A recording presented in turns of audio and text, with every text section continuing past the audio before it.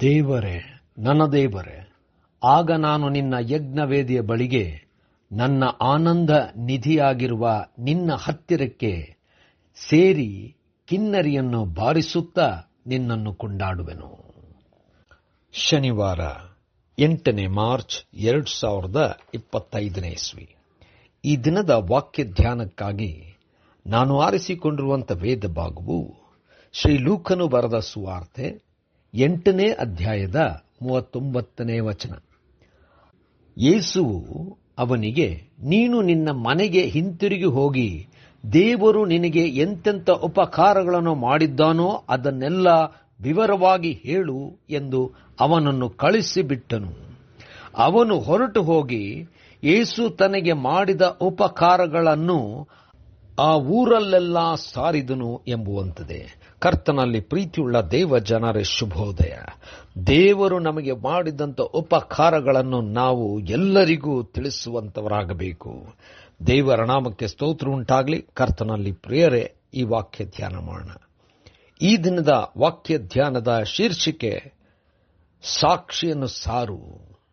ಕರ್ತನಲ್ಲಿ ಪ್ರಿಯರೇ, ಯೇಸು ಸ್ವಾಮಿಯು ಗೆನೆಜರೆತ್ ಎಂಬಂಥ ಸ್ಥಳಕ್ಕೆ ಹೋಗಿದ್ದಾಗ ಅಲ್ಲಿದ್ದಂಥ ಒಬ್ಬ ಮನುಷ್ಯನು ಬಹಳ ದೆವ್ವಗಳಿಂದ ಪೀಡಿತನಾಗಿದ್ದನು. ಆ ದೆವ್ವಗಳನ್ನು ಯೇಸು ಸ್ವಾಮಿ ಓಡಿಸುವಾಗ ಅಲ್ಲಿ ಹಂದಿಗಳಿಗೆ ಹೋಗಬೇಕೆಂಬುದಾಗಿ ಆ ದೆವ್ವಗಳು ಕೇಳಿಕೊಂಡವು. ಯೇಸು ಸ್ವಾಮಿ ಅದರಂತೆ ಮಾಡಿದನು. ಆ ಹಂದಿಗಳೆಲ್ಲವೂ ಹೋಗಿ ನೀರಿನಲ್ಲಿ ಸತ್ತು ಹೋದವು. ಆ ಮಾಲೀಕರುಗಳೆಲ್ಲ ಕೋಪಗೊಂಡರು. ಯೇಸು ಅಲ್ಲಿಂದ ಹೋಗಬೇಕೆಂಬುದಾಗಿ ಕೇಳಿಕೊಂಡರು. ಬಿಡುಗಡೆ ಹೊಂದಿದ್ದಂಥ ಮನುಷ್ಯನು ಯೇಸುವಿನ ಬಳಿಗೆ ಬಂದು, ನಾನು ನಿನ್ನ ಹಿಂದೆ ಬರುತ್ತೇನೆ ಎಂಬುದಾಗಿ ಕೇಳಿದಾಗ ಯೇಸು ಸ್ವಾಮಿ ಹೇಳಿದಂಥ ಮಾತು, ನೀನು ನಿನ್ನ ಮನೆಗೆ ಹೋಗಿ ದೇವರು ನಿನಗೆ ಮಾಡಿದಂಥ ಕಾರ್ಯವನ್ನು ವಿವರವಾಗಿ ಹೇಳು ಎಂಬುದಾಗಿ ಹೇಳಿದನು. ಆದರೆ ಈ ಮನುಷ್ಯನು ತನ್ನ ಊರಿಗೆ ಹೋಗಿ ಊರಲ್ಲೆಲ್ಲ ಯೇಸು ಮಾಡಿದಂಥ ಕಾರ್ಯವನ್ನು ಸಾರಿದನು. ಕರ್ತನಲ್ಲಿ ಪ್ರಿಯರೇ, ನಾವು ದೇವರಿಂದ ಅದ್ಭುತಗಳನ್ನು ಹೊಂದಿಕೊಂಡೇ ಇರುವುದಾದರೆ ಅದರ ಅನುಭವ ಎಷ್ಟು ನಮ್ಮನ್ನು ಸಂತೋಷದಿಂದ ತುಂಬಿಸುತ್ತೆಂಬುದಾಗಿ ಹೇಳುವಾಗ ದೇವರು ಮಾಡಿದಂಥ ಕಾರ್ಯವನ್ನು ಎಲ್ಲರಿಗೆ ಸಾರುವಂತವರಾಗುತ್ತೇವೆ.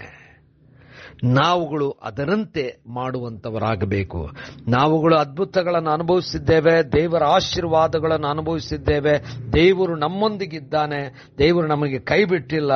ನಮಗೆ ಮಾಡಿದಂಥ ಅದ್ಭುತಗಳೆಲ್ಲವನ್ನು ನಾವು ಎಲ್ಲರಿಗೂ ತಿಳಿಸುವಂತವರಾಗಬೇಕು.